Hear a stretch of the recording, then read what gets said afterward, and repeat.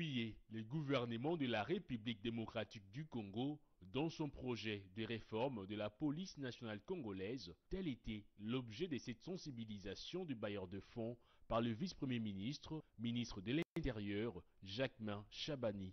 Car la mise en œuvre de cette réforme nécessite de moyens financiers conséquents en ce qui concerne, entre autres, la logistique, la mise à niveau et la formation des policiers. Puisqu'il s'agit d'un processus de réforme, il est tout naturellement indiqué qu'il soit évalué au terme d'une période donnée. Il va de soi que l'état d'avancement du projet en cours d'exécution soit connu pour tirer les conséquences en vue de prendre des dispositions qui s'imposent afin d'atteindre les résultats attendus. Alors qu'une enveloppe de 91 millions de dollars américains est nécessaire pour la mise en œuvre de ces programmes conjoints d'appui à la réforme de la police pour une durée de 5 ans, seulement 11 millions de dollars sont disponibilisés par le bailleur de fonds, d'où la nécessité et l'urgence de faire voter la loi sur le programme national de la police nationale congolaise. La grève des conducteurs routiers de véhicules poids lourds opérant sur la route nationale numéro 1 dans les tronçons Kinshasa-Matadi a été levée le mercredi 2 octobre au cours d'une rencontre entre le vice-premier ministre des Transports et Voies des Communications, Jean-Pierre Bemba, et le syndicat des transports routiers ainsi que la Fédération des entreprises du Congo, grève décrétée en signe des revendications liées à l'amélioration de leurs conditions socio-professionnelles. Fulgence Milaï pour le détail. Arrivé à Matadi dans la matinée du mercredi 2 octobre 2024 par l'aérodrome de Chimpi, le vice-premier ministre en charge des transports a présidé cette réunion tripartite gouvernement intersyndical de l'AFEC. Objectif, à trouver des solutions pouvant désamorcer les mouvements des grèves décrétés par les transporteurs de véhicules poids lourds. Des négociations qui ont abouti à quelques recommandations dans l'application stricte des accords de Caritas issus de la tripartite de novembre 2023 qui revoyait à la hausse pour 500 $ les salaires des conducteurs et 50 $ les frais de voyage pour les chauffeurs et 25 $ pour les convoyeurs. Décision acceptée. En guise du premier palier, le paiement des transporteurs est augmenté à 350 $ américains. Après négociation intense, sous la haute direction de son Excellence Monsieur le Vice-Premier ministre, ministre des Transports, Voies de Communication et des Enclavements, les partis dont le gouvernement, la province du Congo central, le patronat, les syndicats et associations affiliées se sont mis d'accord en signant ce PV portant suspension de la grève débutée depuis le 16 septembre 2024 avec comme recommandation l'application intégrale des accords de Caritas de la tripartite de novembre 2023. Ainsi, nous demandons par la présente à tous les transporteurs routiers de reprendre le transport sans entrave sur le tronçon Kinshasa-Matadi-Kinshasa. Faut-il rappeler que cette grève des transporteurs routiers a occasionné une hausse des prix sur les marchés des biens et services à Kinshasa, ville approvisionnée par Matadi. Il faudrait donc savoir que le président de l'Assemblée nationale, Vital Kamerhe, à l'heure de sa prise de parole en début de semaine, à la cérémonie d'ouverture de la deuxième session ordinaire de l'Assemblée nationale de la Côte d'Ivoire, appelé les Africains à l'unité et à la solidarité pour faire face aux défis communs qui s'imposent à eux et à saluer le progrès et la maturité de la classe politique ivoirienne et les sursauts patriotiques de son peuple, modèle à copier pour la paix et le développement. Suivez. Invité d'honneur à la cérémonie d'ouverture de la deuxième session ordinaire de l'Assemblée nationale de Côte d'Ivoire, le président de l'Assemblée nationale congolais Vital Kamerhe a dans son allocution devant les députés, les sénateurs et plusieurs invités ivoiriens salué des primes abord les progrès et la maturité de la classe politique ivoirienne et les sursauts patriotiques de son peuple, modèle à copier pour la paix et le développement. Il a loué les efforts déjà entrepris par le président de la République démocratique du Congo, Félix-Antoine Tshisekedi, et son homologue de la Côte d'Ivoire, Alassane Dramane Ouattara, pour le rapprochement de leurs deux peuples, ayant en commun la même culture et le même défi. Aujourd'hui, comment ne pas saluer chaleureusement toutes les transformations qualitatives observées dans tous les secteurs de la vie nationale dans ce beau pays qui a résolument tourné le dos à la haine ethnique et à la crise identitaire. Mon vœu le plus cher est que plus jamais l'Africain ne déteste l'Africain.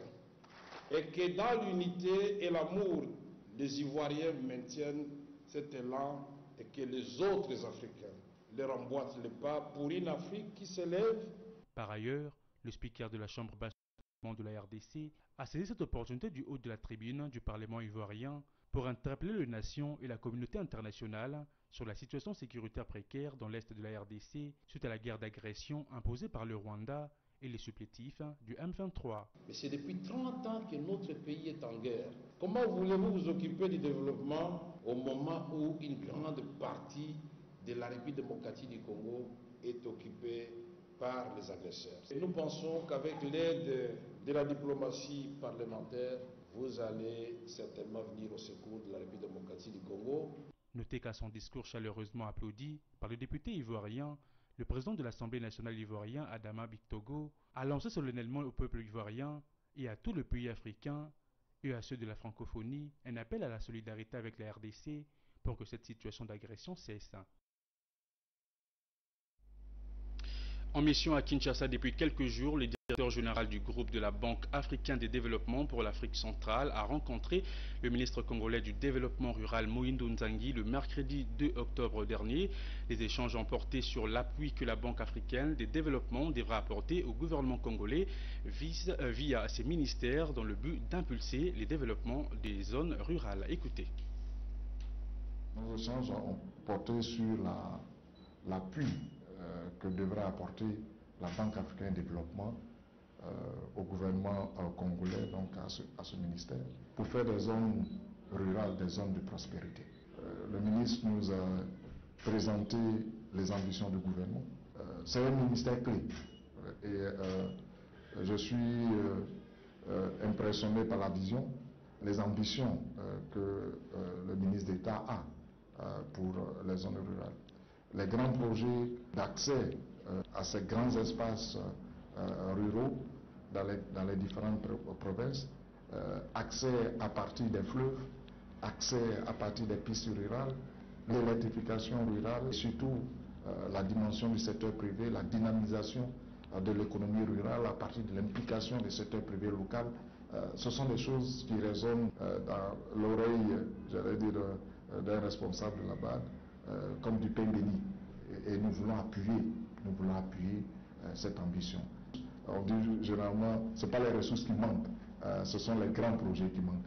Et ici, je pense que nous avons de grands projets, donc nous allons nous atteler à ce que nous savons faire, mobiliser les ressources, mobiliser nos partenaires pour réaliser ces grandes ambitions du ministre des ambitions pour justement, comme je l'ai dit, rehausser le niveau de vie des populations rurales congolaises. Et je lance un appel au chef de l'État, à Madame la Première ministre, pour que ce soit effectif, cette capitalisation. Je suis direct, je suis africain, je dis que je suis congolais, je suis maintenant un acteur au niveau de la région. Il faut qu'on arrête les batailles institutionnelles. Lorsque quelque chose a marché, on donne les moyens pour amplifier. On ne va pas encore changer le dispositif qui a bien marché. Autre chose à signaler dans ces journaux, accroître les activités du service national, entre autres dans l'encadrement des jeunes désireux et la production agricole, était au cœur des discussions le mercredi 2 octobre à Kinshasa entre la première ministre Judith Suminwa Tuluka et le général-major Jean-Pierre Kasongo Kabouik. Au sortir des échanges avec la chef du gouvernement, le numéro 1 du service national s'est dit déterminé à étendre le centre de bâtisseurs de la nation dans différentes provinces dans le but d'élargir les actions du service national. On écoute le général-major Jean-Pierre Kasongo Kabouik dans cet extrait choisi par Osé Kabamba. J'ai été reçu en audience par son Excellence Madame la Première ministre, chef du gouvernement.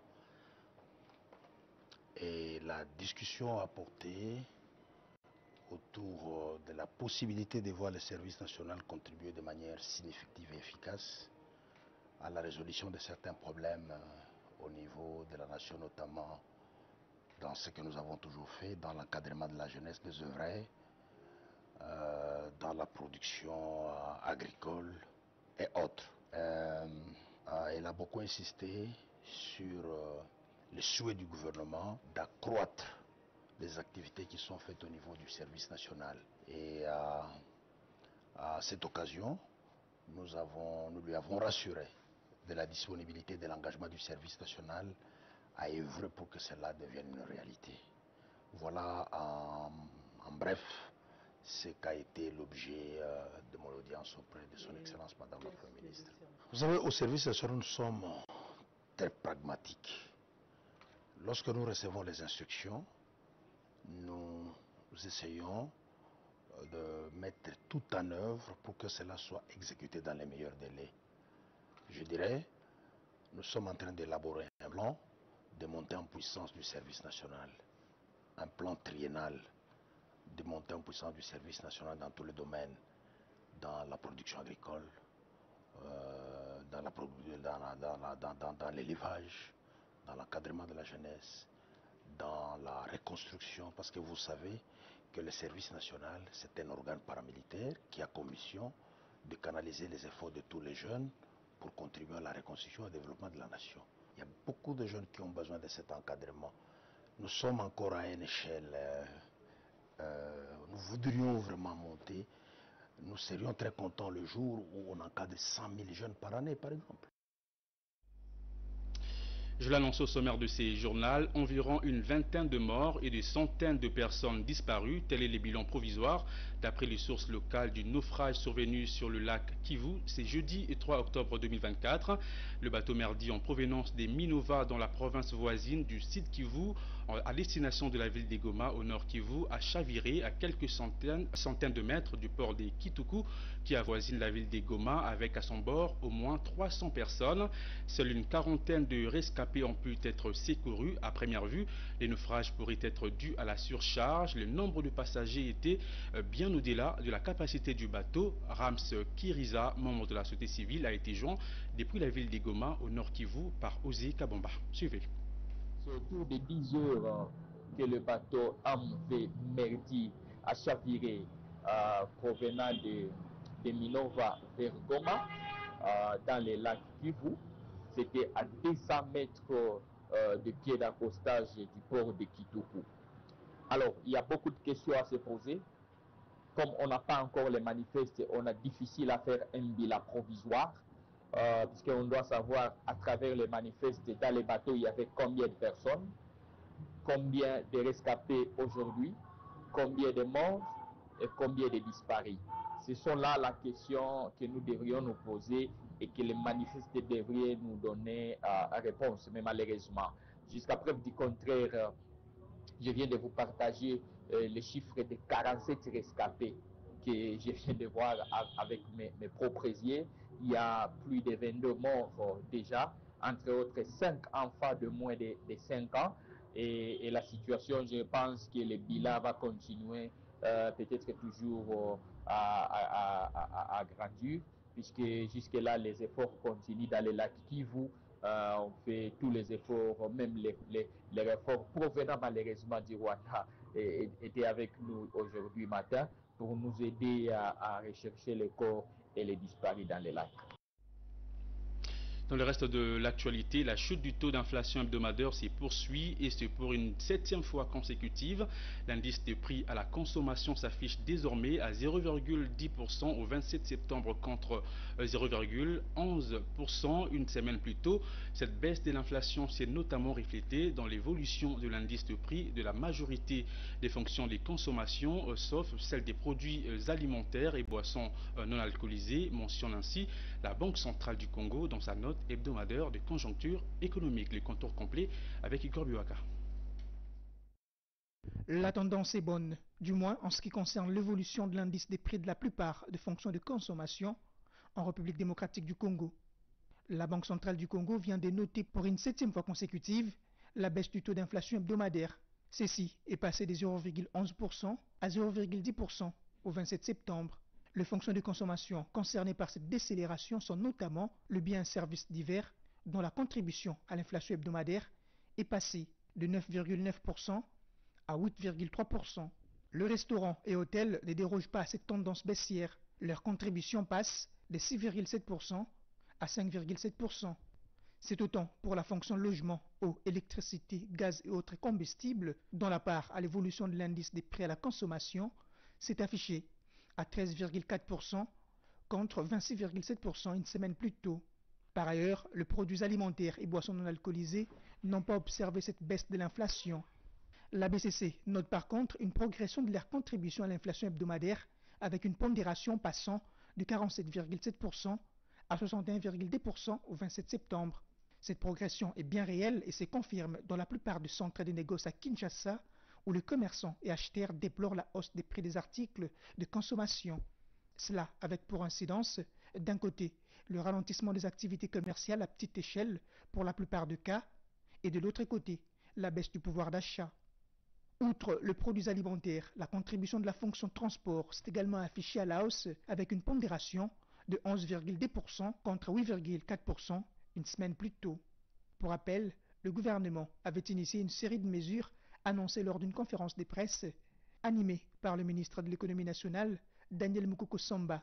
Parmi ces mesures figurait entre autres l'allègement de la fiscalité sur les importations de 9 produits alimentaires. Les retombées positives sur le panier de la ménagère sont depuis lors attendues par la population. Et pour terminer, c'est officiel, le prix du litre du carburant et du gasoil dans la zone ouest de la République démocratique du Congo sont désormais revus à la baisse et c'est suite aux arrêtés ministériels du vice-premier ministre en charge de l'économie nationale Daniel Mukoko Samba. C'est jeudi, la décision a été saluée par certains, quoique les conducteurs disent attendre les effets concrets de cette baisse. David Mwende et Jires Loutété pour le reportage. Après avoir été salué par la population quinoise, la baisse des prix du carburant décidée par le ministre de l'économie et qui entre en vigueur le jeudi 3 octobre 2024 doit entraîner une diminution de 13% du prix du litre de l'essence et du gazole dans les zones ouest. Pour l'instant, les conducteurs de transport en commun disent attendre l'effectivité de cette baisse annoncée. Nous avons appris la baisse du prix du carburant à la pompe. Mais personnellement, je n'ai pas constaté ces réajustements à la baisse dans les stations-service. J'ai acheté aujourd'hui un litre d'essence au prix habituel d'environ 3500 francs congolais. Rappelons que cette diminution des prix du carburant à la pompe touche également impliquer le secteur privé à chaque étape des réformes menées. Le gouvernement s'attend à ce que les réductions des prix convenues soient appliquées de manière rigoureuse. Prenons à présent la revue de presse des journaux parus jeudi dans la ville de Kinshasa.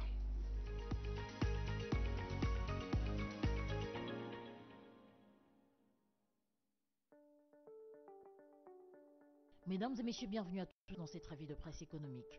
Débutons cette revue de presse avec Forum. Troisième page, VP Mukoko Samba annonce la baisse du prix de l'essence. C'est une bonne nouvelle pour les populations de la zone ouest du pays. Le vice-premier ministre, ministre de l'économie nationale Daniel Mukoko Samba a signé le mercredi 2 octobre un arrêté révisitant à la baisse les prix des produits pétroliers, a fait savoir Forum des As. Pour le journal, conformément à cet arrêté qui, entre autres, entre en vigueur ce jeudi 3 octobre, le prix du litre de carburant à la pompe dans la zone ouest passe de 3 340 francs à 2 990,49 francs pour l'essence, soit une baisse de 13%, et des 3 435 francs à 2 979,73 francs pour les gasoils, soit également une réduction de 13%. À en croire le journal, le gouvernement congolais rassure les opérateurs du secteur qu'il suit de près l'évolution des cours du pétrole sur le marché mondial, déterminé à préserver les pouvoirs d'achat des Congolais en ligne avec les engagements du chef de l'État Félix Tshisekedi, qui en fait l'une des priorités de son second mandat. Terminons cette revue de presse avec les moniteurs qui titrent à sa troisième page également « Montage grossier contre Jules Lingueté ». Encore une fois, Nicolas Kazadi a raté sa cible. Le confrère note que, bien qu'en sursis, l'ancien argentier national qui se trouve être député national aujourd'hui donne l'impression de refuser de mourir seul ou encore d'entraîner des innocents dans sa chute, c'est ainsi qu'au lieu de se taire, mieux d'adopter un profil bas, il manipule certains médias en mal des sensations pour distiller des mensonges éhontés dans l'objectif de nuire à l'honneur de Jules Alinguete, inspecteur général, chef des services de l'inspection générale des finances. Le journal indique que, dans les soucis de rétablir la vérité, un éclairage mérite donc d'être apporté à ces mensonges dénus de tout fondement. Pour les traits hebdomadaires, le premier éclairage mérite d'être fait sur les chiffres. Il ne s'agit pas de 30 millions de dollars, mais plutôt de 28 millions de dollars décaissés sur les 7 milliards de dollars générés par les processus de révisitation du contrat chinois. Deuxièmement, Jules Alinguete ne s'est pas octroyé 28 millions de dollars, comme cet homme le laisse entendre, mais il s'agit de l'argent à partager entre toutes les parties prenantes aux négociations, dont les membres de la société civile, le ministre Nicolas Casadier, ses conseillers, PR, la présidence de la République, l'IGF, Foner, ainsi que la CGT. Et sur les 28 millions, le président de la République avait autorisé qu'il soit défalqué une somme à redistribuer à titre des jetons des présences aux membres de la commission au nombre de 253 qui ont siégé pour plus de 30 réunions tenues pendant près de 12 mois. Fin de cette revue de presse. Merci à vous de l'avoir suivi.